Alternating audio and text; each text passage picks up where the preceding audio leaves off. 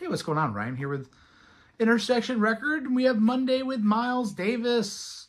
Last week we talked about 7 Steps to Heaven, and this week, like we said, we're talking about Miles and Monk at Newport.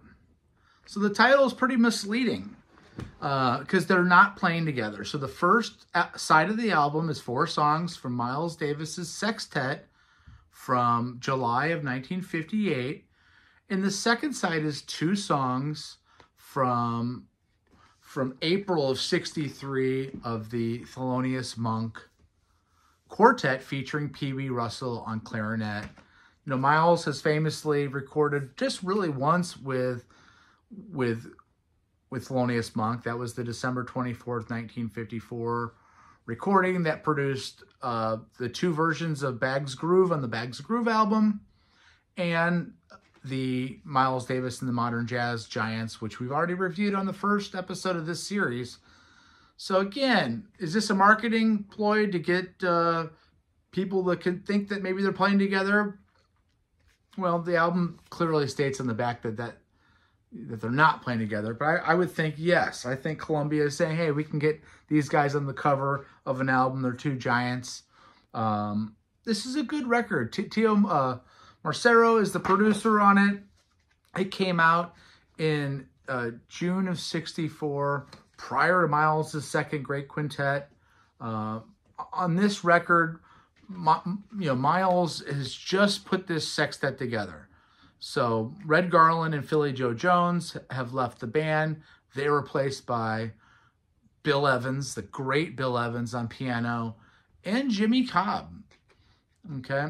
So Milestones comes out, I think, in April of '58. In May of '58, insert Evans and Cobb. Of course, they would go on to do Kinda Blue, along with Cannonball Adderley's on this record, John Coltrane and Paul Chambers, who's been with Miles's quintet from 1955 in the beginning.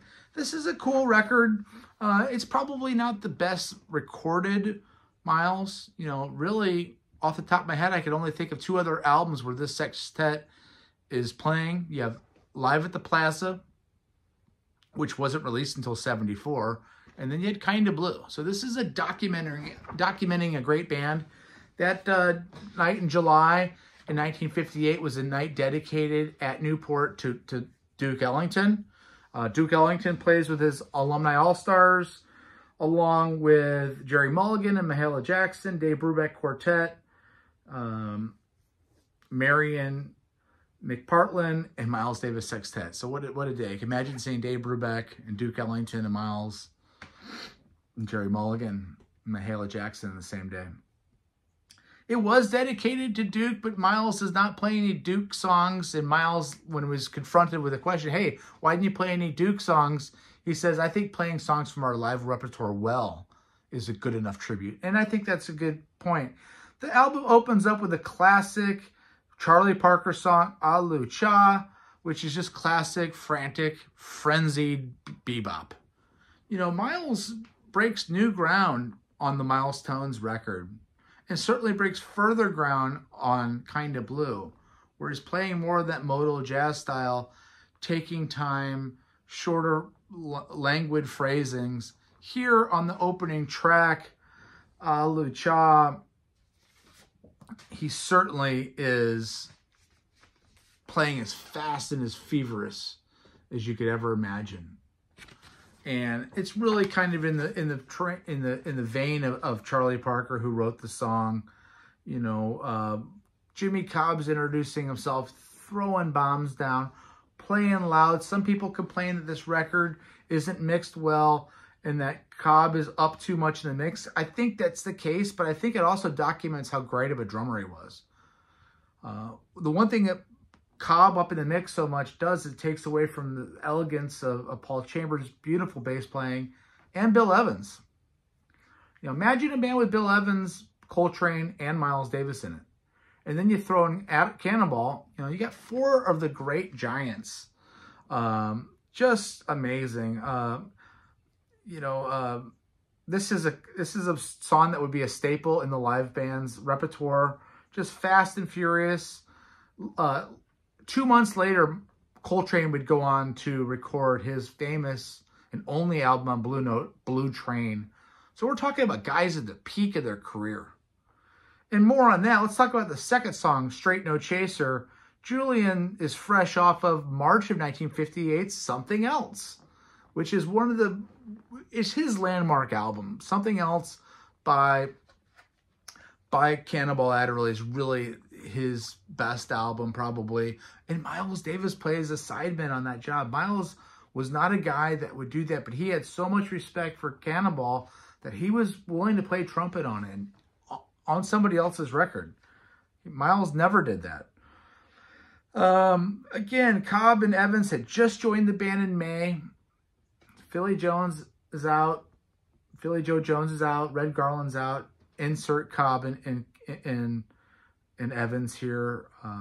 Miles lets out a groan at the 43-second mark on Straight No Chaser, which is a Thelonious Monk song. So you think of that signature phrasing as a Straight No Chaser. Lets out a groan at the 43-second mark after playing some beautiful passages, and then continues on,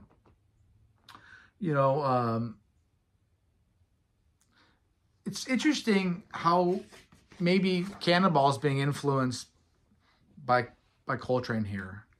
And you're starting to get outside of structures of songs. And Coltrane would take that freestyle playing even further into the 60s and get outside of structures. But, it's hard to distinguish the difference between Cannonball at some points on a song like Straight No Chaser off this record. It's Coltrane's playing angry, they say. Reviewers say, is he angry? Is he just feverishly frenzied and furious going into these songs? And I think that's a good note. Maybe the best song on the first side of this record. Again, the first side of this record's Miles. The second side is the quartet of Monk. Is a song called Fran Dance. The song had been written just 2 months earlier in a May 1958 session that did not really amount into a single album. That May 58 session got sprinkled out onto other albums over the course of Miles' career. But Fran Dance is a new song.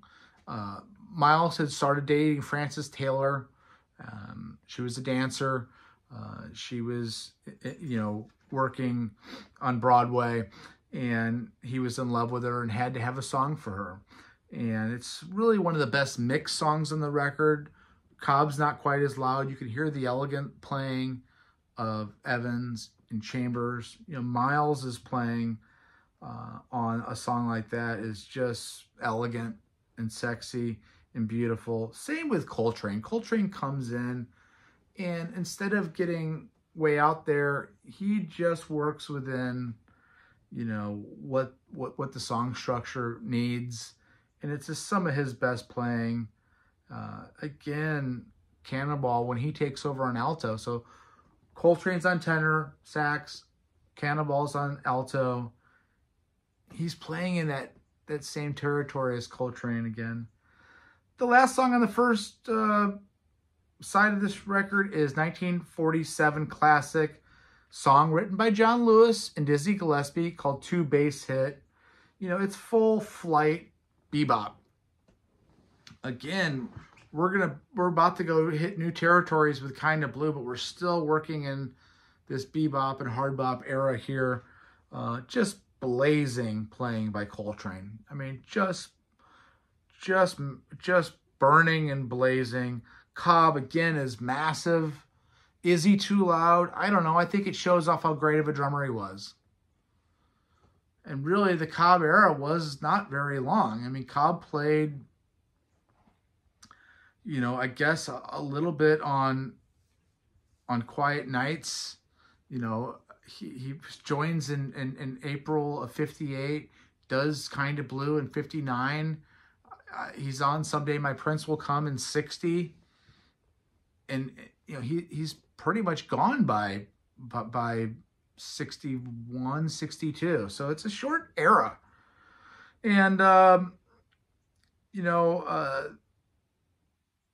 it's a great version of that song. Again, Two Bass Hit is off of the Milestones record that was released in April of 58. So flipping this record over, we have Thelonious Monk Quartet featuring Pee Wee Russell. Pee Wee Russell. So Miles is born in 26, right? Thelonious is born in 1917. So he's 9 years older than Miles. 11 years older than Thelonious is a guy named Pee Wee Russell. He's from Maplewood, Missouri, which is just down Route 66 from where I live. That's why we call this channel Intersection Records, because I live at the intersection of Route 66 and Highway 61. So Maplewood's right there in the heart of Route 66 in Maplewood. That's where Pee Wee's from. He plays clarinet, and it's like he's coming from another generation. More vaudevillian, more playful, more humorous. The second side opens up with Nutty, which is this iconic Monk hook. Charlie Rouse is the tenor saxophone player here. Butch Warren is on bass and Frankie Dunlop on drums, again with Pee Wee Russell on clarinet and Thelonious Monk. You know, again, there's some vaudevillian charm. It's a 14-minute song. It's the longest song on this record. And, you know, Pee Wee Russell did not play with Monk very often, so I think it's neat to showcase him here on these two songs, and I really dig that. The next song is the jazz standard Blue Monk. Again, this is all recorded in April of 63. That same day, you had the Dizzy Gillespie playing with Milt Jackson. You had Sonny Stitt playing with the Maynard Ferguson Band. You had Jerry Mulligan Quartet featuring Art Farmer and Jim Hall. And then you had Sonny Rollins playing with Coleman Hawkins and Thelonious Monk. Amazing, amazing stuff. Again, Blue Monk's just an absolute standard. You know, the interplay here between Monk and Russell makes this 11-minute song pop. This is a cool record. Again, it's just as much Monk as it is Miles. And we are going to pick next week's record right now. Let's see what we have here in our trusty bucket. What do we have for next week? I know that some of these are thin and some of these are thicker. What do we got here? Oh, this one's got nothing on it. That one's got nothing on it. Can't do nothing next week.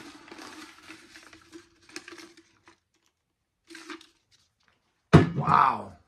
Water Babies. Water Babies released in 1976. Water Babies was recorded between June of 67, okay? Think about that. In November of 68. So what? Some sessions kind of from